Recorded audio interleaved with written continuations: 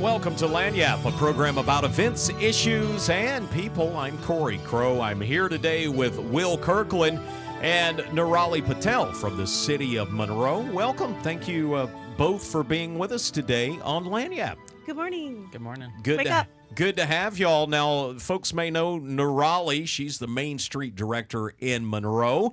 But you brought along Will Kirkland. And, Will, you're the new Strategic Programs Manager. It just sounds like they just make you do everything, doesn't it? I wear a few different hats, but I'm glad to be here. We're going to talk today a little bit about springtime. And one of the fun things is the Ouachita River. In Nirali, it's time for the Rivermarket to emerge from its winter hibernation, and we're ready to go this Saturday, right? Yeah, that's basically what we're doing. Yeah, we're getting out of hibernation. It's too cold. It's too cold in the winter. And in about August, it's too hot to stand out there, too. Hey, that's why we do one in April, one in May. We take a pause while it's super hot. Then we're like, okay, come back in the fall. We'll see you when it's, nice and less toasty. The Rivermarket kicking off Saturday morning. Tell me all about it. And, for the folks that don't know, maybe somebody's new and is listening, where is the Rivermarket? So that is on South Grand Street in downtown Monroe, so 316 South Grand Street. And it's a beautiful location. We get to be outside on the river. We have all these amazing creatives and artisans out there. This is a handmade, homemade market, and then we have some pop-ups by some local businesses, many of which are downtown. So it's just a fun, easy breezy morning where you can come out with your friends, your family, bring your dog or your cat on a leash, and come support local, shop local. A lot of these folks are selling something that they created with their own hands, and they may not be in a brick and mortar. And this is one of your opportunities to help support their dream, to support their creativity. And it's Easter weekend. You're gonna have all these folks around. Why not get them up, get them out, and go do some amazing things in the city? I mean, you can start off here and keep doing. Go to Masser afterwards. You can have a fun day. You can be a tourist locally here. Will is with us, too. And, Will, you're going to have a table at the Rivermarket. You're talking about something serious. The Ouachita Candy Company building. Now, for the folks that don't know, that's right there at the river tracks, the railroad tracks and the river right in downtown Monroe. Why is that building, and right now it's kind of older and run down, but why is that a significant historical building? So there's a lot of history in that building. For those who don't know, the first bottle of Coke was ever mass produced in that building. A lot of history there. It's on the riverfront, so a lot of different things could happen there as well. We recently received a grant to help us clean up that building through the EPA. They'll help us assess and clean up the building so we can start using it for public use again. And we're in that process right now, and we just finished cleaning up the building, actually. So we're in phase 2 of this cleanup process, and we're looking for community feedback on what they would like to see in the building. Tell me a little bit about, we had seen some plans earlier for like a mixed use for that area. Mm-hmm. Is that still what folks are looking at? And you're, I guess, talking to folks down at the Rivermarket this weekend. Right. So that's kind of what we're hoping for, a mixed use. It is a very large building. It's actually comprised of 3 different buildings together. So a lot of different opportunities there. But yeah, I'll be at the Rivermarket with Nirali on Saturday. I'll have a table.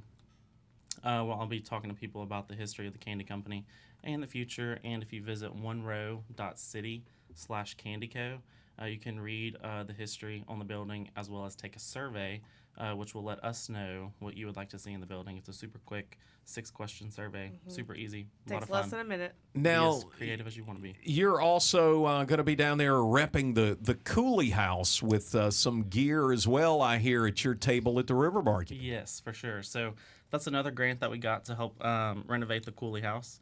I'll be selling some items, and the money made off of those items will go straight to the restoration. So it's a great way to support the Coolie House and everything they have going on over there. I'll have some books and some really cool watercolor postcards. So, yeah. Nirali, one of the things that got all this going, though, and all this stuff starting to happen downtown years ago was somebody had a vision for a river market, and now it's continuing this Saturday. Yeah, we're just lucky that we have this access to the river, that we get to be on the river and get to this is all for the community. We're building for the future. We want to be accessible to folks, and we want people to feel like they, also had a hand in shaping our future. And so there's no better way to do that. You can come support local. You can come. We'll have some food trucks out there as well with some local folks, both of which are new to the Rivermarket. So really excited to help support some new businesses as well. And then also help us as we continue to revitalize some of our historic landmarks here. We are so lucky that we have such an amazing inventory of history within, walking distance of each other. And, we couldn't do this without the community showing up to our events and showing up to support us, because without those numbers, we can't keep doing what we're doing. So it does make a difference when you come out, and it does help strengthen what we can do for the community.